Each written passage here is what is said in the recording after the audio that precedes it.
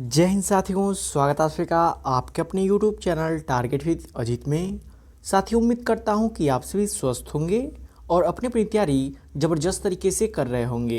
तो साथियों, आज की इस क्लास में हम डिस्कस करने वाले हैं कृषि विज्ञान के उन सभी महत्वपूर्ण प्रश्नों के बारे में जो कि आप सभी के यूपी व सीजीटी एग्ज़ाम के लिए मोस्ट इंपॉर्टेंट हो जाती हैं।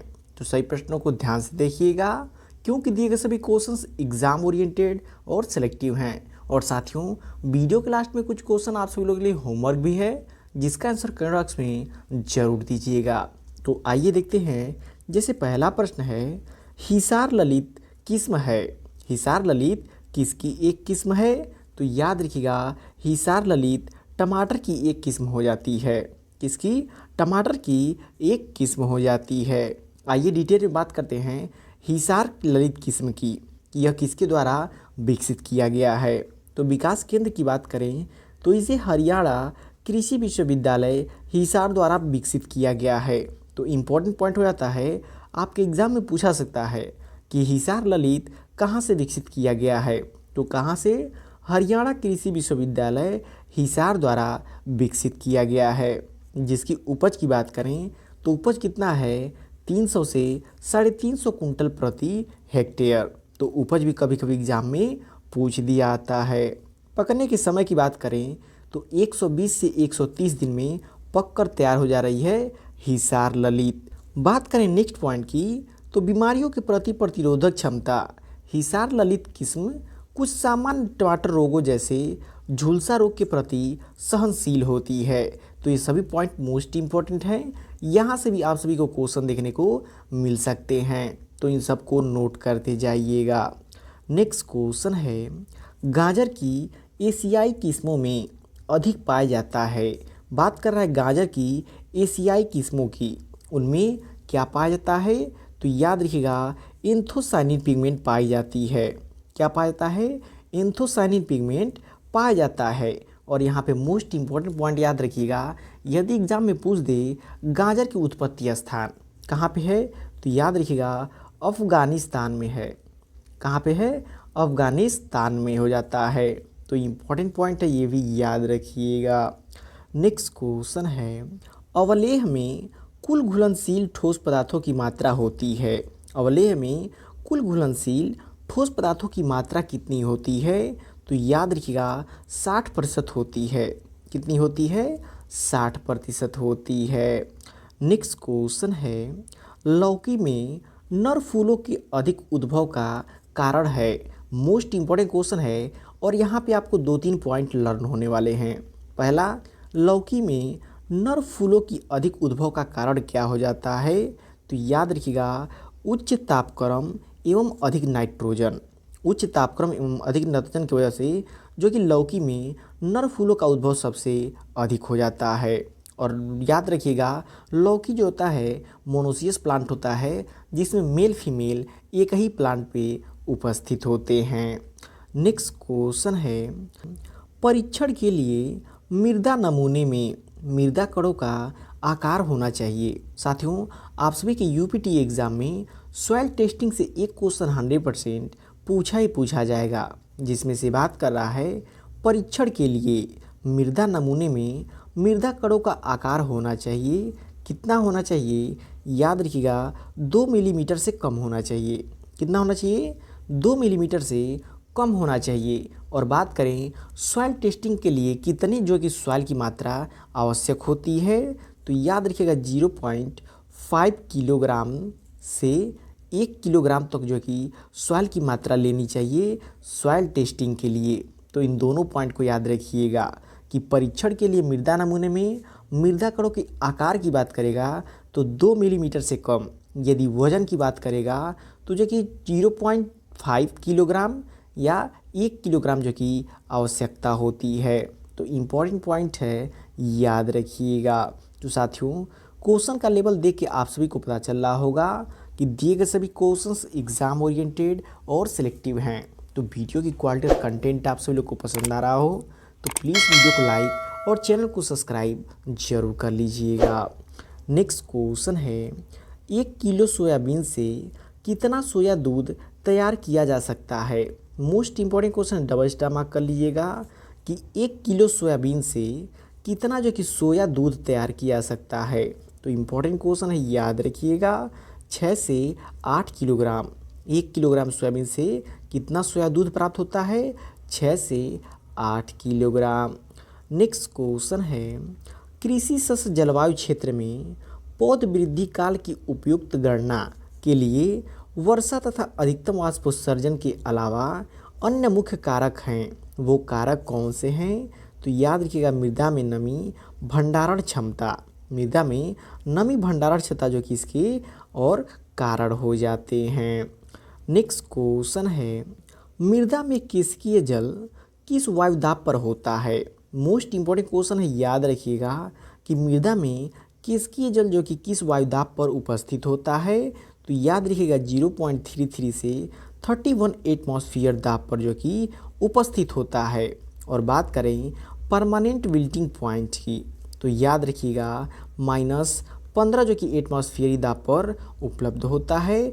और बात करें अल्टीमेट विल्टिंग पॉइंट की, अल्टीमेट विल्टिंग पॉइंट की कितने पे होता है? तो -60 जो कि एटमॉस्फेरिक दाब पर उपस्थित होता है। तो ये सभी इंपॉर्टेंट पॉइंट हैं, इनको याद रखिएगा।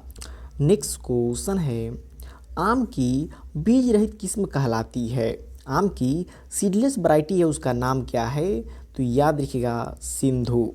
सिंधु आम की सीडलेस वैरायटी हो जाती है, जिसके सीड का वजन होता है 7 ग्राम। तो देखिए, सीड होता है लेकिन सीड का वजन जो होता है 7 ग्राम, यानी सबसे कम होता है, इसलिए इसे सीडलेस माना जाता है। और कई बार के एग्ज़ाम में जो कि आम की सिंधु वैरायटी के सीड का वजन पूछा चुका है, तो वजन भी नोट कर लीजिएगा, एग्ज़ाम में पूछा जा सकता है। नेक्स्ट क्वेश्चन है, सर्वप्रथम नवजात बछड़े बछियों को पिलाना चाहिए? पशु ब्यात के बाद नवजात बछड़ों को सर्वप्रथम क्या पिलाना चाहिए? तो याद रखिएगा खीस, खीस पिलाना चाहिए। और कितना पिलाना चाहिए? उनके शरीर का 1/10 भाग पिलाया जाना चाहिए। नवजात बछड़ों व बछियों को जो कि खीस की मात्रा उनके शरीर के 1/10 भाग जो कि पिलाना चाहिए। नेक्स्ट क्वेश्चन है, गाय भेड़ बकरी में इंसाइजर दांत होते हैं? बात कर रहा है गाय भेड़ बकरी में, इनमें जो इंसाइजर दांत होते हैं वो कहाँ पे होते हैं? तो याद रखिएगा केवल नीचे के जबड़े में होते हैं। किसमें होते हैं? केवल नीचे के जबड़े में होते हैं। कौन से दांत? इंसाइजर दांत। तो ये भी याद रखिएगा, इंसाइजर दांत की बात करेगा तो केवल नीचे के जबड़े में उपस्थित होते हैं। नेक्स्ट क्वेश्चन है, गाय के दूध में वसा का प्रतिशत होता है? गाय के दूध में वसा का प्रतिशत मात्रा कितनी होती है? तो इम्पॉर्टेंट क्वेश्चन है, याद रखिएगा, गाय के दूध में वसा का प्रतिशत होता है 4 से 5%। और वहीं बात करें भैंस की, तो भैंस की याद रखिएगा 6 से 8% हो जाती है। अगर भेड़ की पूछती तब याद रखिएगा 7.9% होती है। तो सबसे अधिक वसा की बात करें तो किस पशु के दूध में होती है? भेड़ के दूध में होती है सबसे अधिक वसा। तो इन तीनों को याद रखिएगा, तीनों में से एक आप सभी के यूपीटी एग्ज़ाम में देखने को मिल सकता है। तो साथियों, वीडियो की क्वालिटी और कंटेंट आप सभी लोग को पसंद आ रहा हो तो प्लीज़ वीडियो को लाइक और शेयर करके चैनल को सब्सक्राइब जरूर कर लीजिएगा। नेक्स्ट क्वेश्चन है, हमारे देश में पशु प्रायः किन कारणों से मरते हैं? हमारे देश में पशु जो कि प्रायः किन कारणों से मरते हैं? तो वो कारण हो जाता है दवा चिकित्सा के अभाव से। दवा व चिकित्सा के अभाव से हमारे देश में पशु जो कि सबसे अधिक मर जाते हैं। नेक्स्ट क्वेश्चन है, ट्रोकार कैन्यूला किस रोग से संबंधित है? तो देखिए, बात करें ट्रोकार कैन्यूला की, यह एक यंत्र होता है जो कि अफरा बीमारी में जो कि पशु को ठीक करने का काम आता है। तो इम्पॉर्टेंट क्वेश्चन है, याद रखिएगा। नेक्स्ट क्वेश्चन है, टिम्पोनार्टिस यानी कि अफरा एक रोग है? तो देखिए साथियों, अफरा को टिम्पोनार्टिस रोग भी कहा जाता है। कहीं कहीं आपको अफरा न दे करके सिर्फ टिम्पोनार्टिस भी दे सकता है। तो याद रखिएगा, अफरा को टिम्पोनार्टिस भी कहा जाता है। और यह रोग है, कौन सा रोग है? बात करें जीवाणु जनित, विषाणु जनित, फफूंद जनित और आहार जनित। तो आप सभी लोग को पता है अफरा रोग जो कि आहार जनित रोग हो जाता है, जिसमें पशु के रुमेन में विभिन्न प्रकार के गैस उत्पन्न हो जाते हैं, जिससे पेट उनका फूल जाता है। नेक्स्ट क्वेश्चन है, कौन सी भैंस के सींग छोटे व जलेबी के आकार के मुड़े हुए होते हैं? साथियों, मोस्ट एग्जाम रिपीटेड क्वेश्चन है। ये क्वेश्चन कई बार एग्जामों में पूछा चुका है कि कौन सी भैंस के सींग जो कि छोटे व जलेबी के आकार के मुड़े हुए होते हैं? तो किसकी होती है? सुरती की। सुरती जो कि भैंस की एक ऐसी नस्ल है जिसके सींग छोटे जलेबी के आकार के मुड़े हुए हो जाते हैं। बात करें जफराबादी को, याद रखिएगा मिनी एलिफेंट के नाम से भी जाना जाता है, किसे? जफराबादी को। नेक्स्ट क्वेश्चन है, नासीजीवों के द्वारा होने वाले फसल नेक्स्ट क्वेश्चन है, नासीजीवों द्वारा होने वाले सकल फसल नुकसान में सबसे ज़्यादा होता है। नासीजीवों के द्वारा होने वाले सकल फसल नुकसान में सबसे अधिक किससे नुकसान होता है? तो याद रखिएगा खरपतवारों से सबसे अधिक होता है। यदि बात करें कीटों, पादप रोगों और खरपतवारों की, तो सबसे अधिक नुकसान अगर किसी से होता है तो खरपतवारों के द्वारा होता है। और कितना प्रतिशत होता है, आइए देखते हैं, क्योंकि एग्ज़ाम में परसेंटेज भी पूछा जा सकता है।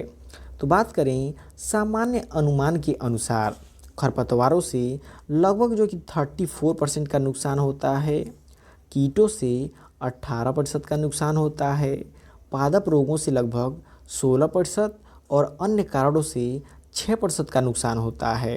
तो इसमें सबसे अधिक नुकसान किससे हो रहा है? खरपतवारों से हो रहा है। और कितना हो रहा है? 34% हो रहा है। तो इम्पॉर्टेंट क्वेश्चन है, याद रखिएगा। नेक्स्ट क्वेश्चन है, सामान्यतः माइक्रो जल ग्रहण का क्षेत्रफल होता है। माइक्रो जल ग्रहण के क्षेत्रफल की बात करें तो याद रखिएगा 100 से 1000 हेक्टेयर होता है। कितना होता है? 100 से 1000 हेक्टेयर हो जाता है। नेक्स्ट क्वेश्चन है, चने का उत्पत्ति स्थान है।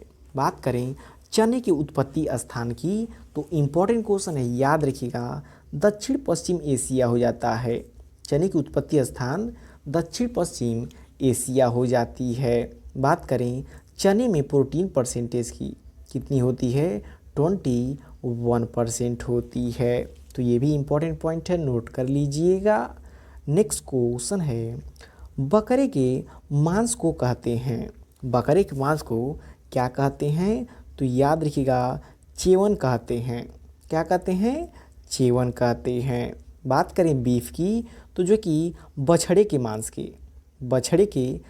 को क्या कहते हैं? बीफ कहते हैं। पोर्क की बात करें तो सूअर के मांस को क्या कहते हैं? पोर्क कहते हैं। और मटन की बात आती है तो भेड़ के मांस को जो कि मटन कहा जाता है। तो यह इम्पॉर्टेंट क्वेश्चन है, इन चारों को याद रखिएगा। नेक्स्ट क्वेश्चन है, टेटोइंग है। टेटोइंग क्या है? तो याद रखिएगा एक तरीका पशुओं को पहचानने की, एक तरीका होता है पशुओं को पहचानने की, टेटोइंग, जिसे पशुओं के कानों में देखे होते हैं जो कि टैग लगा दिया जाता है या फिर टैटोइंग की जाती है। नेक्स्ट क्वेश्चन है, दोहरे उद्देश्य वाली गाय की नस्ल है। दोहरे उद्देश्य वाली गाय की नस्ल इनमें से कौन सी है? तो याद रखिएगा थरपाकर। थरपाकर जो होती है डुअल पर्पस ग्रीड होती है, किसकी? काऊ की। नेक्स्ट क्वेश्चन है, कम क्षेत्रफल में चावल की नर्सरी तैयार करने के लिए उपयुक्त विधि है। कम क्षेत्रफल में चावल की नर्सरी तैयार करने की उपयुक्त विधि कौन सी होती है? तो डैपोग विधि हो जाती है। कौन सी विधि? डैपोग विधि। डैपोग विधि कहाँ से आई है? तो फिलीपींस से, ये भी याद रखिएगा। नेक्स्ट क्वेश्चन है, पशुओं को आंतरिक परजीवी मारने के लिए कृमिनाशक दवा पिलानी चाहिए। कब पिलानी चाहिए? वर्ष में 2 बार पिलानी चाहिए। पशुओं को आंतरिक परजीवी मारने के लिए कृमिनाशक दवा जो कि पिलानी चाहिए वर्ष में 2 बार। नेक्स्ट क्वेश्चन है, भैंस की सुरती नस्ल का मूल स्थान है। मोस्ट एग्जाम रिपीटेड क्वेश्चन है कि भैंस की नस्ल होती है सुरती, जिसकी मूल स्थान कहाँ पे है? तो याद रखिएगा गुजरात में। कहाँ पे है? मूल स्थान इसका गुजरात में हो जाता है। नेक्स्ट क्वेश्चन है, पौधशाला में मिट्टी शोधन के लिए सबसे उपयोगी रसायन है। बात कर रहा है पौधशाला में मिट्टी के शोधन के लिए सबसे उपयोगी रसायन कौन सा हो जाता है? तो याद रखिएगा फॉर्मेल्डिहाइड हो जाता है। कौन सा होता है? फॉर्मेल्डिहाइड हो जाता है। तो साथियों ये रहा आप सभी की कृषि विज्ञान के भी सभी महत्वपूर्ण प्रश्न जो कि आप सभी के यूपी प्लस एजीटी एग्जाम के लिए मोस्ट इंपॉर्टेंट हो जाती हैं। तो वीडियो आपको कैसा लगा कमेंट करके फीडबैक जरूर दीजिएगा, और वीडियो पसंद आए तो प्लीज़ वीडियो को लाइक और शेयर करके चैनल को सब्सक्राइब जरूर कर लीजिएगा।